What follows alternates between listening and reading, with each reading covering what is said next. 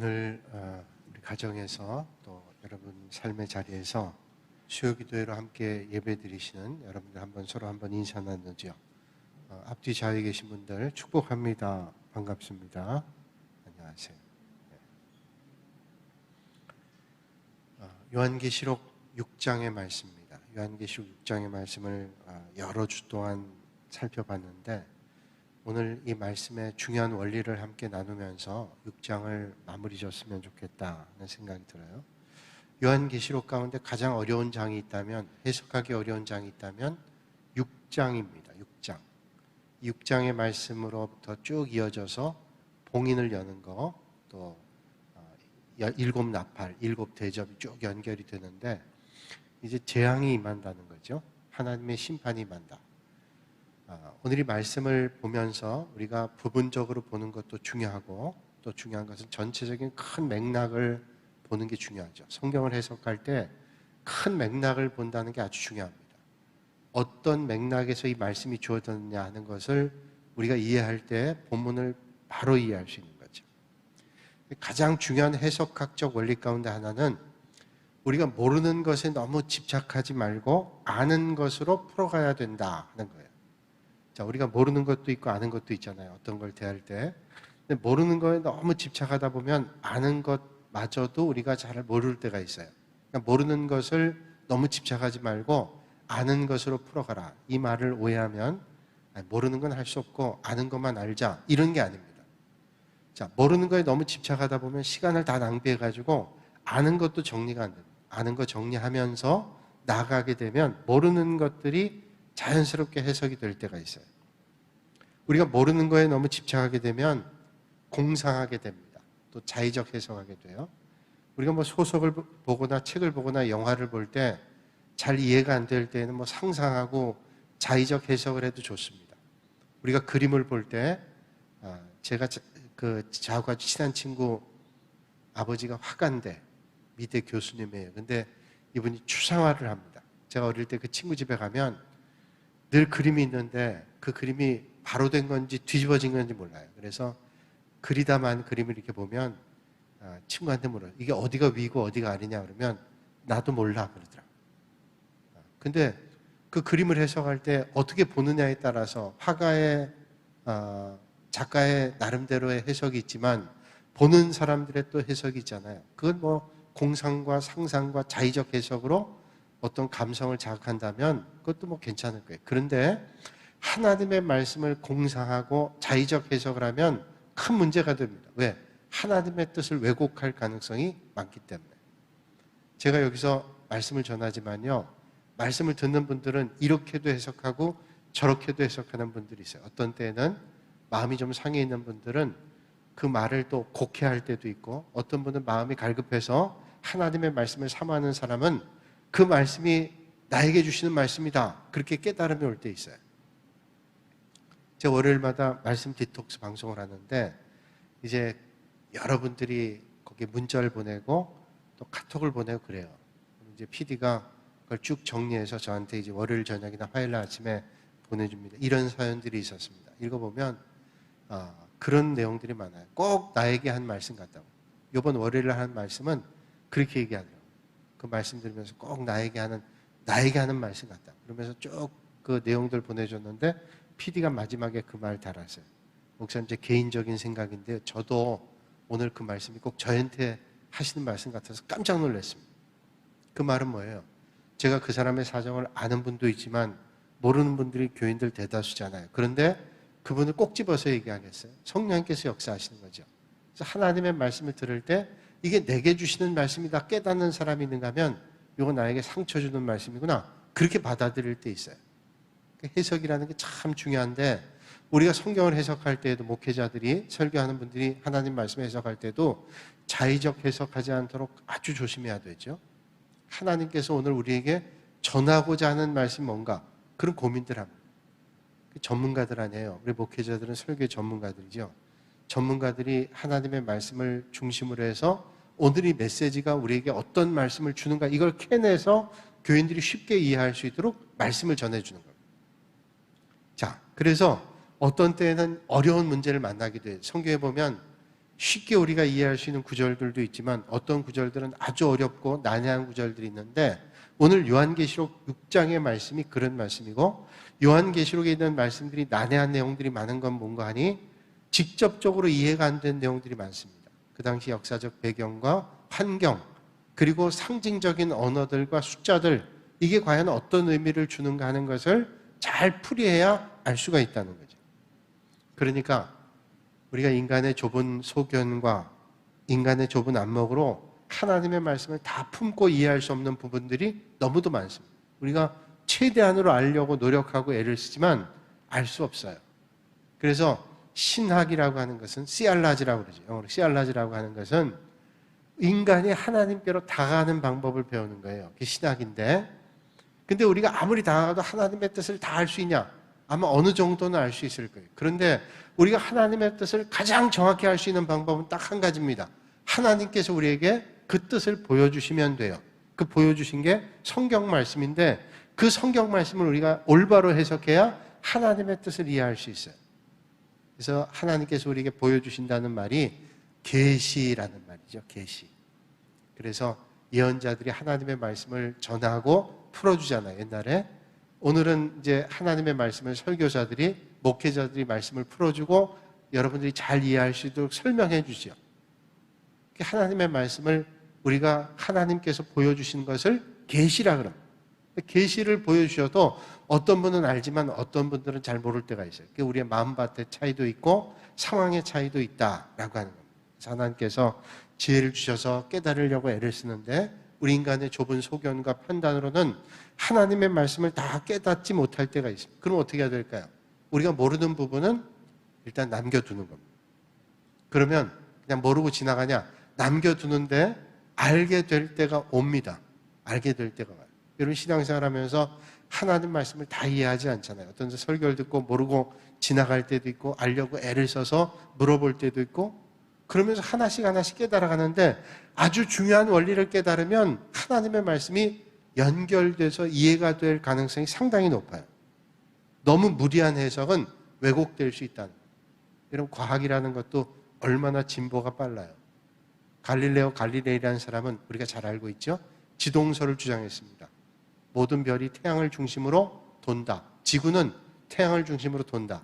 그럴 수가 없다. 지구 중심이지 어떻게 지구를 중심으로 태양을 중심으로 지구가 도냐? 받아들일 수 없었어요. 그래서 이분이 종교재판에 회부되죠. 나오면서 우리가 옛날에 학교 다닐 때 배웠습니다. 갈릴레오 갈릴레이가 그래도 지구는 돈다. 그때는 종교재판에 회부돼서 이제 큰 벌을 받게 생긴 거예요. 그래서 자기 그 주관을 고집하지 못하고 그렇게 하고 나왔지만 사실은 지금은 지구가 돈다. 자기도 돌지만 태양을 중심으로 돈다. 이거는 뭐 다 알고 있는 내용이랍니다. 그러니까 과학이라는 것은 그 시대에 따라 조금 차이가 있지만 하나님의 말씀은 진리는 변함이 없다는 말이죠. 근데 그걸 무리하게 해석을 하면 그 당시의 상황과 그 당시의 생각 가지고 다 판단하면 무궁하신 하나님의 말씀이 왜곡될 때가 있어요. 예전에 우리가 치료 못했던 병들이 지금은 치료하는 병들이 많잖아요. 옛날에 폐병에 걸리면 다 죽는다고 생각했는데 지금 폐병도 별로 발견하지 못하지만 폐병 걸린 사람들이 죽을 병이라고 생각 안 합니다. 암이 아주 심각한 병인 건 알지만 암에 걸린다고 다 죽는다고 지금 얘기하지 않죠. 어떤 암은 완치율이 90% 이상 되는 그런 암들도 있어요. 또 지금 아무리 중한 암이라 할지라도 세월이 가면 얼마든지 치료가 될 가능성이 많습니다. 그러니까 우리가 하나님의 영원하신 말씀을 이해할 때 지금 우리의 판단 기준으로 우리의 좁은 소견으로 다 알 수는 없다는 거예요. 무리하게 해석하지 않고 남겨두는 거예요. 그러면 하나님의 말씀을 보면 하나님의 말씀 통해서 언젠가는 깨달음을 얻게 되고 성경을 공부하는 가운데 깨달음을 얻게 됩니다. 그 말은 우리가 모르면 넘어가지 않은 게 아니라 무리하게 하지 말자. 올바른 해석이 더 중요하다. 쉽게 얘기한다면 이거예요. 우리가 시험 볼 때 수학 시험을 본다고 생각하세요. 수학 시험 보면 어려운 문제를 가지고 계속 끙끙거리면 쉬운 문제도 못 풀고 시험 시간이 끝나요. 그러면 결과가 안 좋죠. 그러니까 쉬운 문제부터 풀라. 그러다 보면 쉬운 문제를 풀고 난 다음에 시간이 이제 되면 어려운 문제를 가지고 씨름하다 보면 쉬운 문제를 풀다가 머리가 잘 돌아가서 어려운 문제도 풀 수가 있어요. 영어도 마찬가지예요. 영어 문장을 해석할 때, 문장을 할 때, 해석할 때, 자, 우리가 알고 있는 단어를 가지고 해석을 합니다. 모르는 단어 나오는데 모르는 단어가 이게 뭘까 생각해도 생각이 안 해. 그거 가지고 머리를 끙끙 앓으면 시험을 못 봅니다. 근데 쉬운 단어들, 우리가 알고 있는 단어를 가지고 해석하고 난 다음에 그 문장을 곰곰이 생각해 보면 모르는 단어지만 문맥상 이게 이런 뜻이다 라고 생각하고 해석을 하면 딱 맞을 때가 있어요. 그게 적절하죠. 그러니까 모르는 것들을 우리가 아는 것들을 보면서 지나다 보면 자연스럽게 깨달아지고 알아질 때가 있어요. 그건 우리가 그냥 생각이 아니라 저도 하나님 말씀을 대면하면서 예전에 몰랐던 것들이 자연스럽게 해석되고 이해되고 깨달아지고 선명해질 때가 너무도 많은 것을 경험하기 때문이죠. 중요한 것은 기본적이고 본질적인 것들을 잘 알고 해석하는 겁니다. 그러면 하나님의 말씀을 잘 해석할 수 있습니다. 그러면 난해한 성경 구절도 원리에 따라 해석하는 거예요. 원리. 그래서 잘 이해가 안 되는 것들은 조금 뒤로 하고 아는 것들을 잘 해석해 나가다 보면 모르는 것도 언젠가 깨달음이 얻게 되고 그 일들을 통해서 말씀하시는 것을 우리가 발견하게 된다라고 하는 거예요. 하나님 말씀을 계속 공부하면서 여러분들이 궁금했던 점들이 해결되고 이해가 될 때가 많다라는 거죠. 자, 오늘 그러면 재앙 7가지의 그 두루마리 임봉을 떼는 어린 양. 오늘 제목이 어린 양의 진노라는 겁니다. 어린 양. 자, 두루마리, 우리가 성경을 보면 6장의 말씀 보면 두루마리를 떼는데 뗄 사람이 아무도 없습니다. 그런데 어린 양 대신은 예수 그리스도께서 두루마리 임봉을 떼기 시작해요. 하나부터 7개까지 임봉을 떼는데 처음에 흰 말이 나오고 뭐 청황색 말이 나오고 검은 말이 나오고 붉은 말이 나오고 이런 말들이 4개가 나왔다. 그 다음에 이제 또 다른 이야기들 하죠. 이 7가지 재앙이 나오는데 이 어린 양의 진노라는 거예요. 두루마리 임봉을 떼는데 진노. 어린 양. 예수님께서 진노하신다. 그런 의미는 아닐 거예요. 이 두루마리를 뗄 때 하나님의 심판의 내용들이 쭉 앞으로 있을 심판들이 말씀해져 나와요.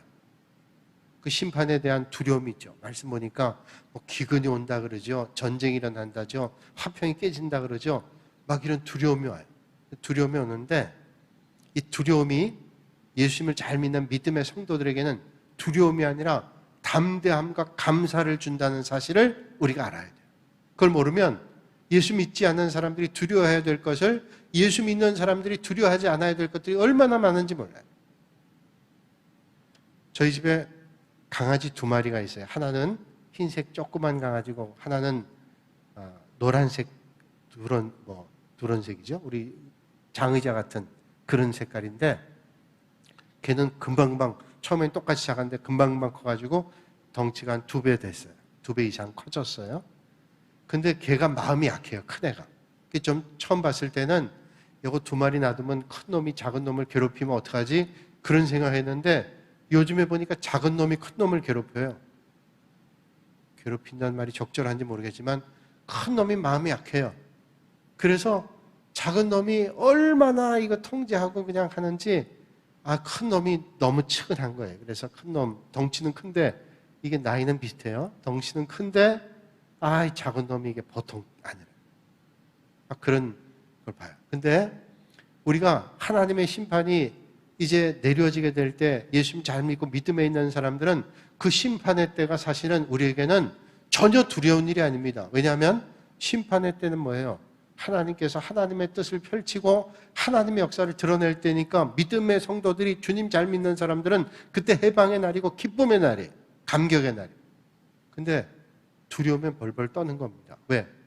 심판받을 사람들 옆에 있다가 그 사람들이 떠니까 자기도 모르는 사이에 떠는데 우리는 그럴 일이 전혀 없다. 이 어린 양의 진노에 있는 두루마리 임봉을 떼는 그날은 결국 우리에게는 복된 날이 된다. 이런 관점을 가지고 성경을 해석하는 것이 올바로 보는 것이다 라고 하는 겁니다. 그럼 한번 그런 내용들을 살펴보죠. 자, 어린 양이 7인 봉인한 걸 뗀다라고 하는 것은 하나님의 계획을 집행하는 겁니다. 그러니까 두려움이 아니라 하나님의 뜻이 집행되는 거니까 감사한 일이고 감격스러운 일이에요. 우리가 예수 믿는 사람들이 하나님 믿는 사람들이 하나님의 역사가 진행되면 감사하고 감격하고 아멘 그렇습니다 믿습니다 이런 고백이 있어야 되는 게 맞잖아요. 근데 왜 우리가 두려워해요? 잘못 이해하고 있기 때문이죠. 자, 6장부터 임봉됐던 두루마리가 하나씩 열리면서 이제 7 나팔, 7 대접 재앙으로 재앙이 점점 깊어집니다. 넓어집니다. 두려워집니다. 그러니까 이 재앙의 내용들이 쭉 말씀이 나오는데 전체적인 구조를 통해서 우리는 세상에 임할 진노와 심판의 말씀이 주어지고 있지만 하나님의 백성에게는 소망과 담대함을 주는 메시지다라는 것을 우리는 발견해야 되는 겁니다. 여러분, 일제강점기 때 우리 대한민국의 많은 백성들은 절망이죠. 일제강점기 그 세월이 1년, 2년, 10년, 20년 세월이 지나면서 도저히 우리는 이제 일본의 이 통제에서, 이 괴롭힘에서 헤어나올 수 없구나. 그러다 보니까 사람들이 친일파가 생기고 나라를 배반하고 나라를 팔고 이런 사람이 생겼죠. 만약에 몇 년의 고통이 끝난 다음에 우리에게 해방이 온다면 누가 친일파가 되고 나라를 팔아먹겠어요? 이제는 가망이 없다. 일본에 붙어 사는 것이 나에게 행복일 거다. 이렇게 생각하니까 포기하는 거예요. 그런데 결국 해방의 기쁨이 있잖아요. 그러니까 해방이 되는 1945년 8월 15일은 우리에게는 기쁨과 소망과 희열의 날이지만 일본에겐 절망의 날이죠. 우리가 일본의 통제를 받을 때는 절망이었습니다. 그런데 그 절망의 끝이 아니라 해방이 온다라는 걸 우리는 다 알고 있기 때문에 해방이 된 걸 경험한 우리는 그 고난 중에도 담대해야지라는 생각하는 거예요. 자, 근데 그때는 그걸 몰랐어요. 그러니까 배반하는 사람도 힘겨운 사람도 있었지만 우리의 믿음의 길은 뭐예요? 하나님께서 세상을 주관하시고 하나님께서 오늘도 역사를 주관하신다는 걸 믿는 우리는 때로는 만나는 고난이 있고 어려움이 있다 할지라도 이 고난과 어려움으로 우리는 절대로 넘어지지 않는다. 하나님께서 우리를 인도하신다. 이걸 믿는다면 결론은 우리가 알고 있는 거예요. 그러니까 우리는 이제 7가지 두루마리 임봉을 떼고 7 나팔, 7 대접의 재앙들이 이루어진다 할지라도 하나님을 잘 믿는 사람에게는 이게 담대함과 감사를 줄 수 있어요. 왜냐하면 이때 하나님의 역사로 우리는 구원해 주시는 하나님의 은혜를 성경이 말씀해 주고 있기 때문에 우리는 부분이 아니라 전체를 봐야죠. 부분 아니라 전체를 봐요. 간단히 예를 들면 지난 2002년 월드컵 때 우리가 얼마나 드라마보다 더 드라마 같은 축구 장면 많이 봤어요. 저는 그때 대학로에 있었기 때문에 대학로에 속해 그 지역에 있는 교회에 있었기 때문에 뭐 월드컵 우리나라 경기 있는 날은 대학로 길을 새벽부터 다 막아가지고 스크린 설치하고 저녁 때에서 새벽부터 막았어요. 새벽기도 제가 거기서 한 3, 4km 떨어진 사택이 있었는데 차를 타고 새벽에 간단 말이에요. 가면 어떤 때는 새벽부터 통제해요. 그럼 새벽 기도를 가야 되는데 통제를 해야 되니까 그 산길 낙산 쪽으로 해서 이렇게 돌아가지고 한참 가야 됩니다. 월드컵 끝나는 날 같은 경우는 차를 가지고 집에 갈 수 없어요. 걸어가야 돼요. 그럴 때도 있었는데 얼마나 흥미진진한 월드컵이었어요. 그 경기를 볼 때 손에 땀을 쥐고 정말로 드라마틱하게 우리가 월드컵에 4위까지 올라갔단 말이죠. 그때 볼 때 이탈리아랑 우리가 게임을 할 때는 이게 뭐 그냥 아슬아슬하게 한 골 주고 한 골 받고 뭐 그다음 나중에 연장전 가서 한 골을 안정환 선수가 넣었잖아요. 드라마 같은 얘기죠. 얼마나 손에 땀을 쥐고 봤어요. 그런데 그 경기를 처음에 보고 난 다음에 재방송을 몇 번이나 보고 그 장면을 몇 번이나 볼 때는 손에 땀을 쥐지 않습니다. 왜? 결론을 알기 때문에. 그러니까 성경의 해석 원리는 우리가 어떤 심판이 임한다 할지라도 어떤 재앙이 온다 할지라도 믿음의 길을 잘 걸을 때 하나님께서 이 심판과 재앙의 때에는 우리에게는 기쁨과 감격의 때라는 사실을 기억해야 된다. 자, 그러면 왜 심판과 재앙의 때는 두려운 거지 왜 우리에겐 기쁨과 감격이냐? 이제 오늘 말씀을 보면 이해가 된다는 겁니다. 자, 6장에서는 재앙을 보여줘요. 재앙을 보여주기 때문에 두려움과 걱정과 공포가 생기지만 7장에서는 믿음의 공동체, 교회 공동체, 흰옷을 입고 승리한 무리가 돼서 어린 양과 더불어 승리의 노래를 부르는 장면이 등장합니다.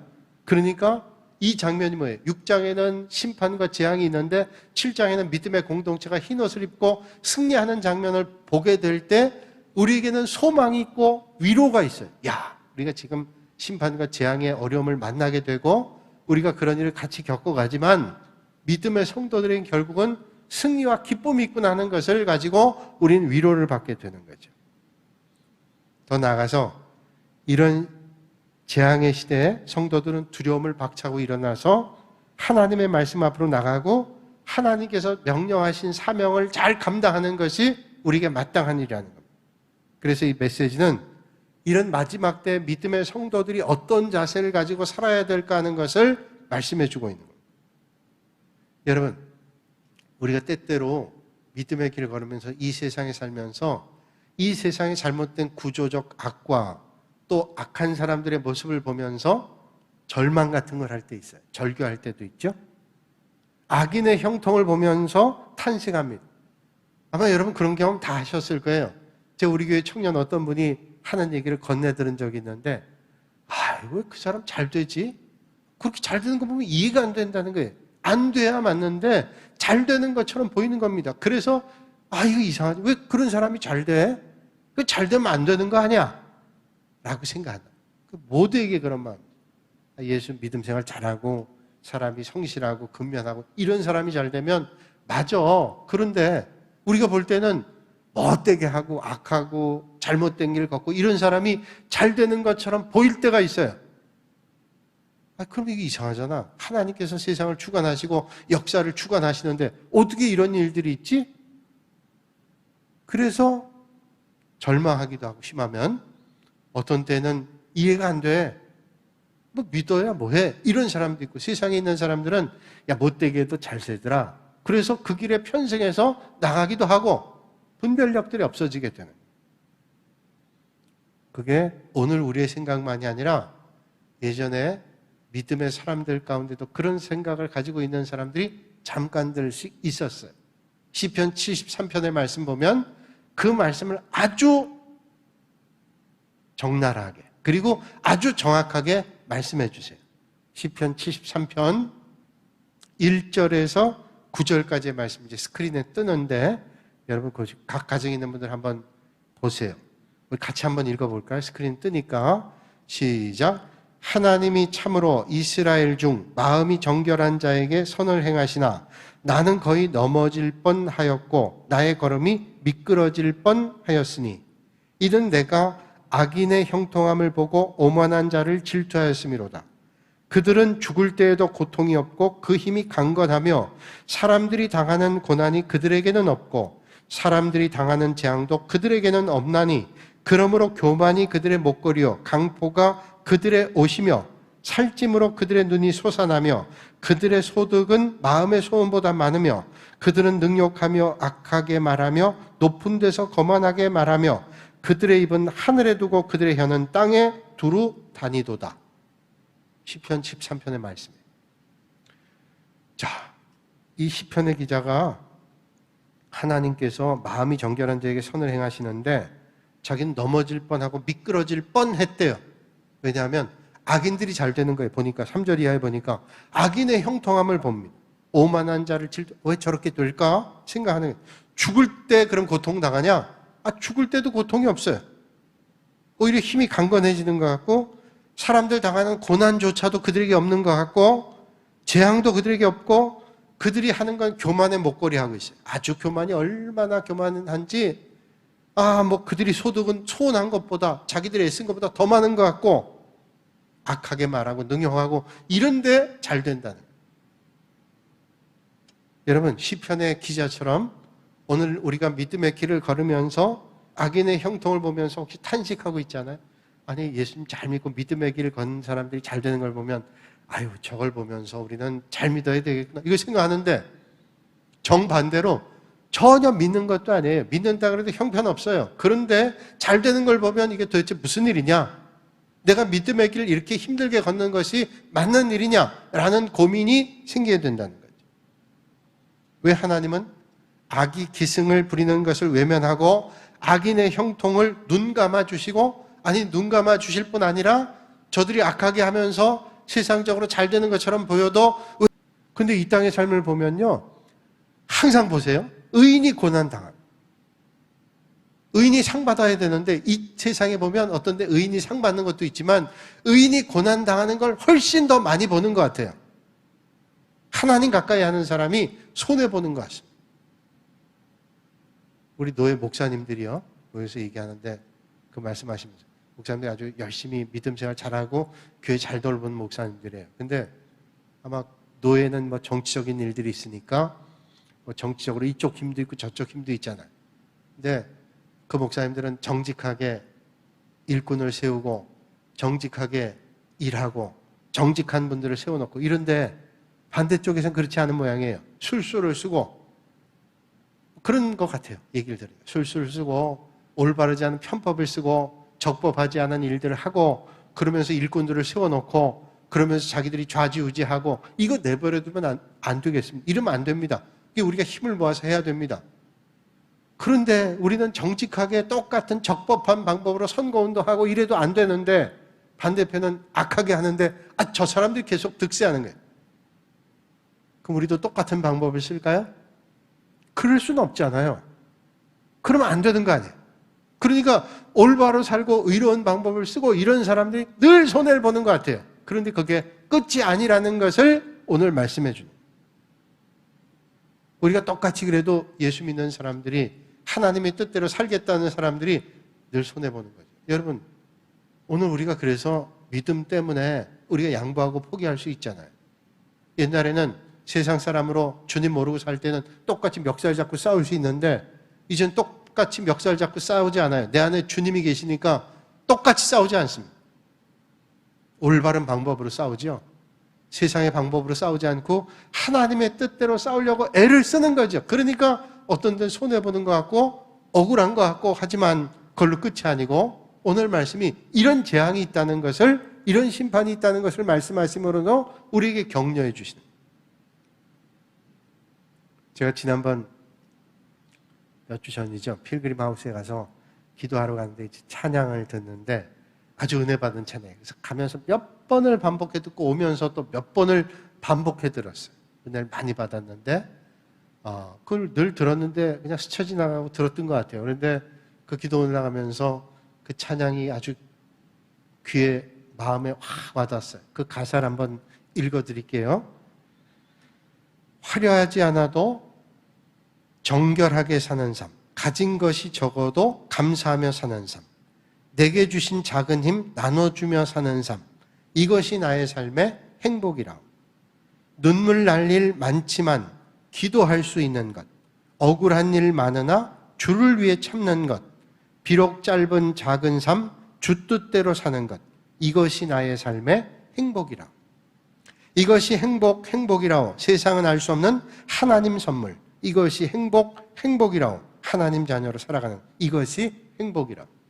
이게 행복이래요. 행복이 뭐예요? 여기 보니까 정결하게 감사하게 나눠주며 사는 삶 이해가 돼요. 그런데 눈물 날 일 많아도 기도하는 거예요. 억울한 일 많아도 주를 위해 참는 거예요. 그리고 비록 짧은 작은 삶을 주 뜻대로 사는 이게 행복이라는 거예요. 아니고 억울한 일 당하면서 눈물 날 일 당하면서 그러면서 하나님의 뜻대로 사는 게 그게 행복이라는 겁니다. 행복. 이쯤 되면 아마 여러분들 가운데 그 찬양 내가 부르고 싶다고 뛰쳐나오고 싶은 사람들이 있죠? 얼굴 보니까 없네요. 그래서 우리는 같이 한번 찬양을 한번 불러봤으면 좋겠는데 오늘 유명한 가수를 제가 초청했습니다.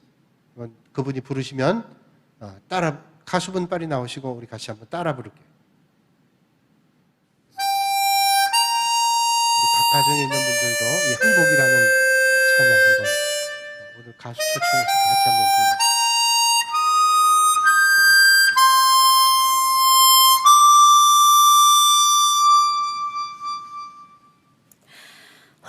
화려하지 않아도 정결하게 사는 삶, 가진 것이 적어도 감사하며 사는 삶, 내게 주신 작은 힘 나눠주며 사는 삶, 이것이 나의 삶의 행복이라오. 눈물 날 일 많지만 기도할 수 있는 것, 억울한 일 많으나 주를 위해 참는 것, 비록 짧은 작은 삶, 주 뜻대로 사는 것, 이것이 나의 삶의 행복이라오. 이것이 행복이라오. 세상은 알 수 없는 하나님 선물, 이것이 행복이라오.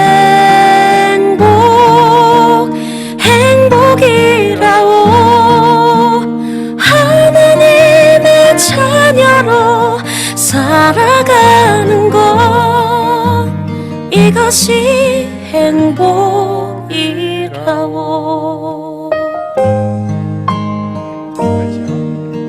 이제 뒤에 후렴을 반복하는데, 이게 행복이에요. 세상 사람들은 이해할 수 없죠.